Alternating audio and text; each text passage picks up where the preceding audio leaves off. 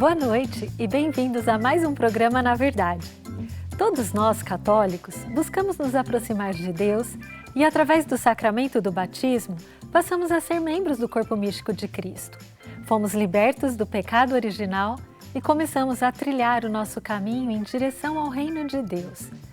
Mas mesmo com a graça de Deus a nosso favor, todos nós travamos uma batalha espiritual ao longo da nossa vida, a fim de que alcancemos o céu e a vida eterna diante de Deus.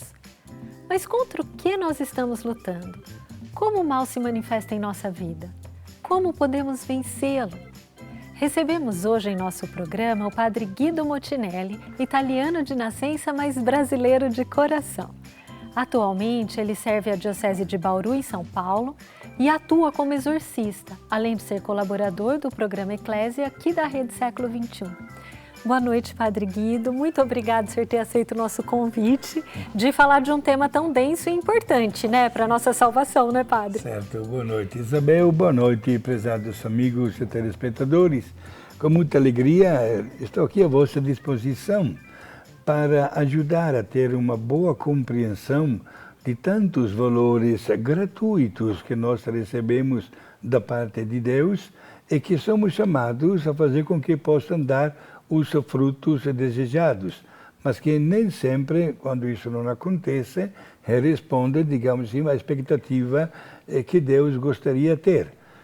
Trata-se de três grandes qualidades gratuitas: a inteligência, a vontade e a liberdade, que Deus nos dá, para que cada um de nós saiba administrar o patrimônio que nasce destas três qualidades. Cabe a nós produzir coisas boas, mas exatamente pelo fato que temos a vontade e a liberdade, também a disposição, o abuso destas qualidades gera um conflito com o projeto de Deus, que Deus respeita sempre a nossa liberdade. Mas quando nós preferimos virar as costas, temos que assumir também as consequências deste gesto, que não será uma coisa muito boa. Mesmo que passageira, poderá parecer como uma solução imediata de um problema, mas cria um vazio gravíssimo dentro de nós. E para poder preencher este vazio, eis que se corre atrás daqueles mecanismos de defesa, assim chamados, que seriam como um quebra-galho de um problema. Pode ser exatamente um sapatinho da última moda, pode ser um capítulo da novela, pode ser um jogo de futebol, pode ser uma comida, um animal de estimação, um carro, o uso do sexo, do dinheiro, etc. Paliativos para preencher um vazio que existe e que nunca será preenchido. Por quê? Porque o mal começa a dominar a nossa vida. E deveremos responder a Deus por estes três dons gratuitos: inteligência, vontade e liberdade.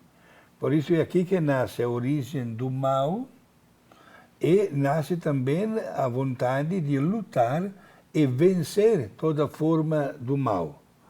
E temos, através do magistério da Igreja, todos os caminhos e os meios adequados para sairmos vitoriosos.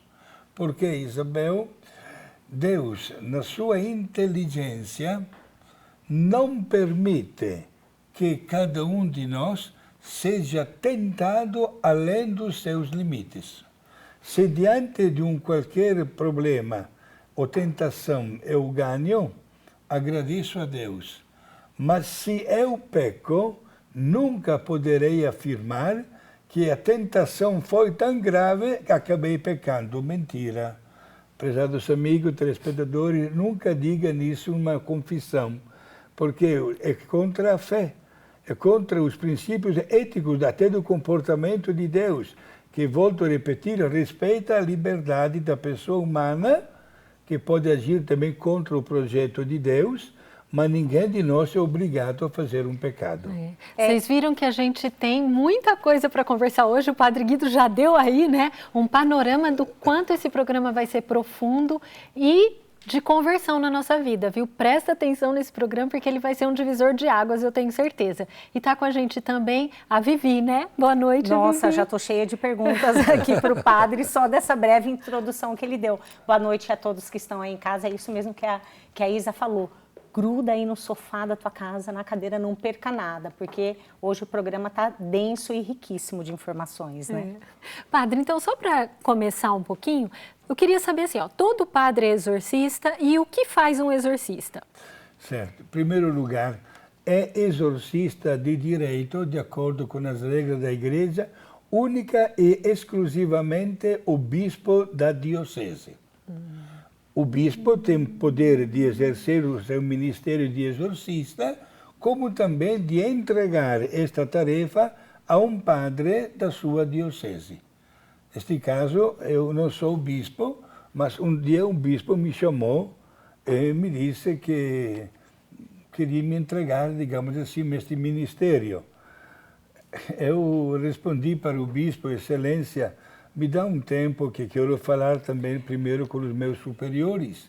Sou também eu religioso, dos padres rogacionistas. E o bispo me olhou na cara, sorriu e me disse, já fizemos isso. Você já me entregou este ministério na hora, né? E comecei logo a atuar. Quindi o Papa Francisco deseja que todas as dioceses do mundo tenham pelo menos um padre exorcista. O que está acontecendo? Quero sinceramente desejar que esta vontade do Papa entre na mentalidade de todos os bispos do mundo. Mas estamos aqui no Brasil. O Brasil hoje tem pouco mais de 400 dioceses e querem saber quantos padres exorcistas? 30. Menos de 10% do Exato. número de dioceses. Inclusive, eu atendo muitas pessoas enviadas por bispos que não têm padre exorcista. O bispo me avisa por telefone, manda uma carta, me recomenda até de dar uma certa prioridade, que o caso merece destaque ou é muito grave. Claro, o padre age como um médico das almas, digamos assim, né? É o caso de dar uma preferência, uma precedência, uma prioridade, a gente marca o dia, o horário e dou o atendimento devido. Ô padre, quando a gente fala em exorcismo, é óbvio que nós já, o que nos remete à existência do mal, né? O mal, o demônio, Satanás. Mas o que é o mal quando nós dizemos assim, ele vai expulsar o mal? O que é exatamente Exato. esse mal? Seria melhor dizer, vai expulsar o autor do mal.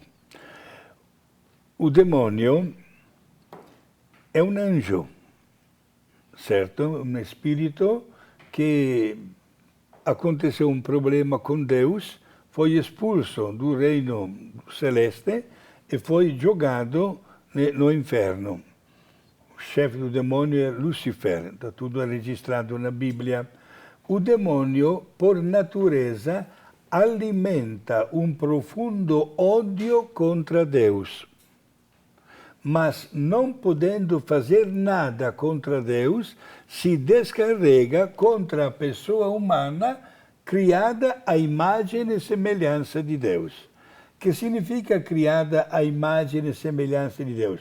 Que a nossa vida é uma vida eterna, não aqui na Terra, né? Onde podemos passar muitas dezenas de anos, mas chega um momento, a morte não poupa ninguém, né? O padre que está falando, certo? Entregaremos a nossa vida nas mãos de Deus para uma vida eterna, porém, para sempre, para toda a eternidade. Um presente que Deus não quis dar aos demais seres por Ele criados antes da pessoa humana. Caso prático, todos têm na Bíblia, né, em casa, as senhoras também, a Viviane tem na Bíblia, né, Isabel tem na Bíblia, né? A diretoria do programa me avisou que a senhora já leram na Bíblia 8 vezes. Parabéns, né? E desejo que isso aconteça também com nossos amigos telespectadores. Mas é suficiente ler a primeira página da Bíblia. Não quero dar aula de língua hebraica e nem de aramaico. Porém, quando Deus criou o mundo, A frase que está gravada na Bíblia é a seguinte: Deus disse, faça-se o céu. Outro dia, Deus disse, façam-se os animais que voam, os animais da terra, os animais dentro da água. Outro dia, façam-se as árvores frutíferas.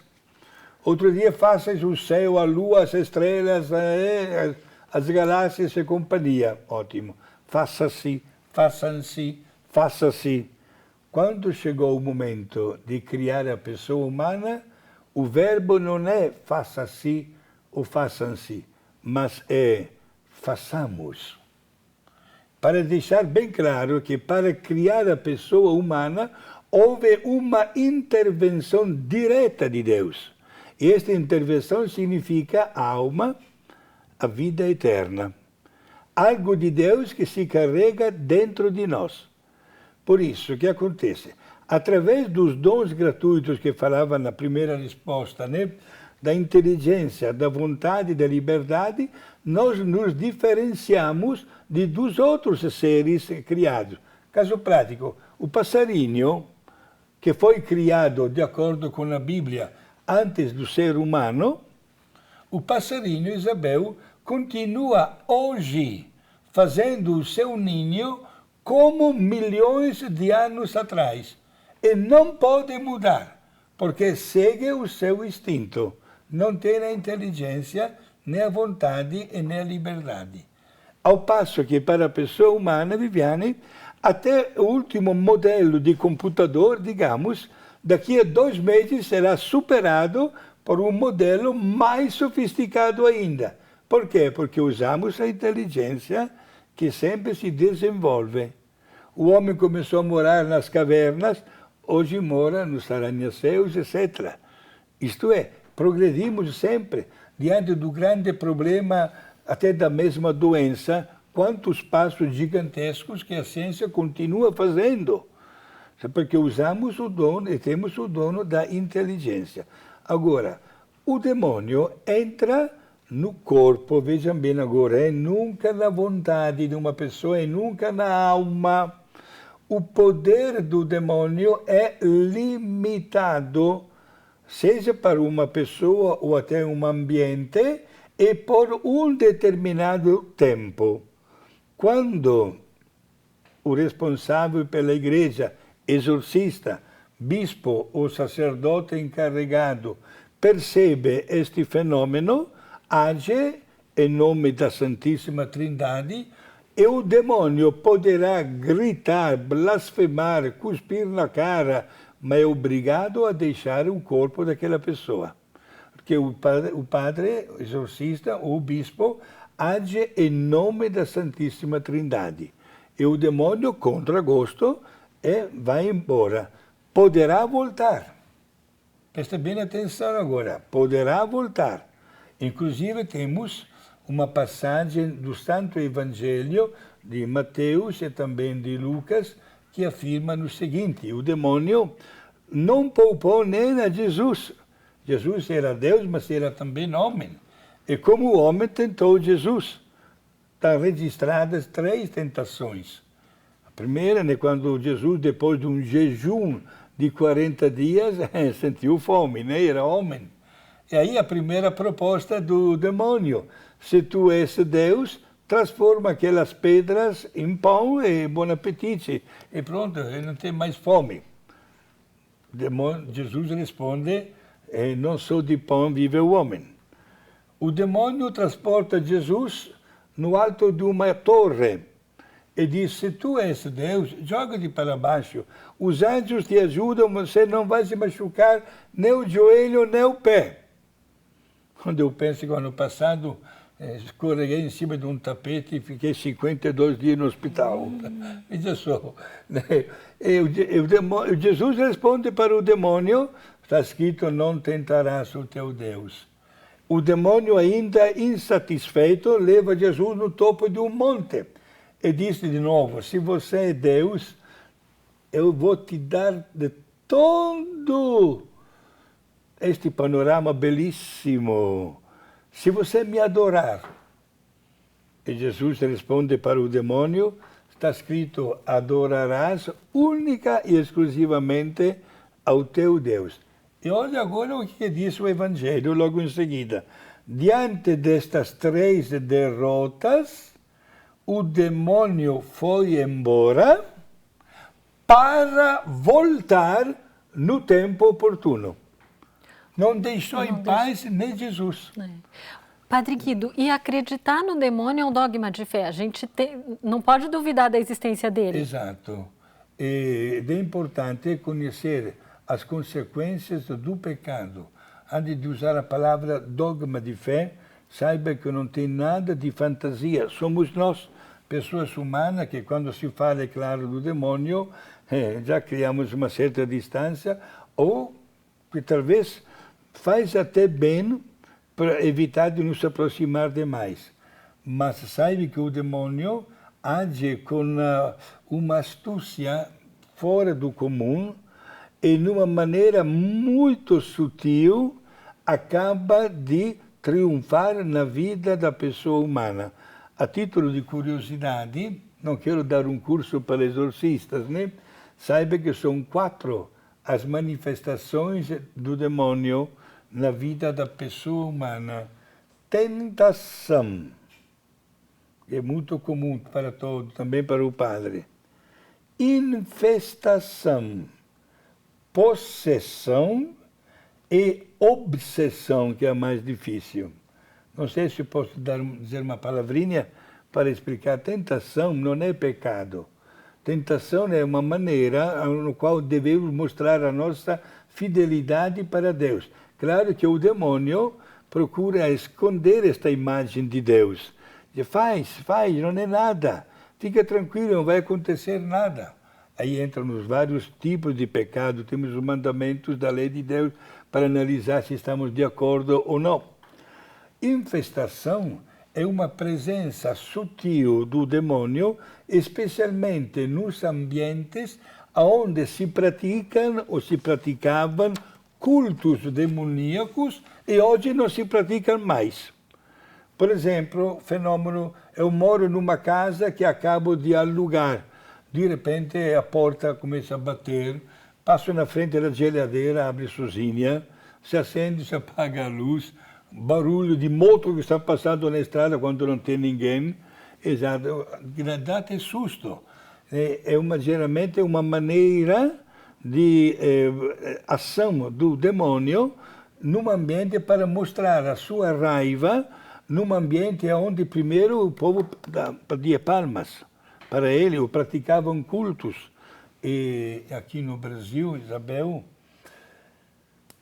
o campo de trabalho para nós padres exorcistas é muito grande, porque nós notamos pessoas que usam, desculpe a expressão, meus amigos, não quero ofender a ninguém, mas usam uma máscara de hipocrisia.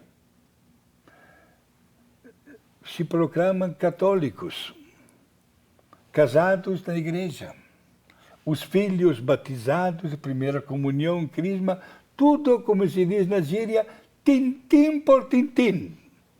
Mas, ao mesmo tempo, eu, católico, praticante, porém, vou também naquele centro espírita, vou na Umbanda, vou na Macumba, se aproxima o término do ano, vamos mostrar as minhas mãos para que alguém possa ler o que vai acontecer.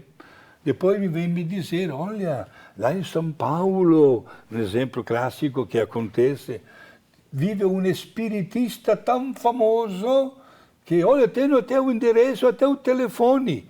Entra em contato e o homem marca o atendimento, mas comprova o atendimento uma vez que nota que a senhora fez o depósito na conta dele. E aí começa a ter o dinheiro a sair de um bolso para o outro. Veja onde que nós vamos parar. Quantas vezes, Viviane, quando dou palestras sobre este assunto, se a capacidade da igreja é de 800 pessoas, tem mais de 1.000. Eu digo brincando, mas é a verdade, se alguém desmaiasse, não tem nem lugar para cair.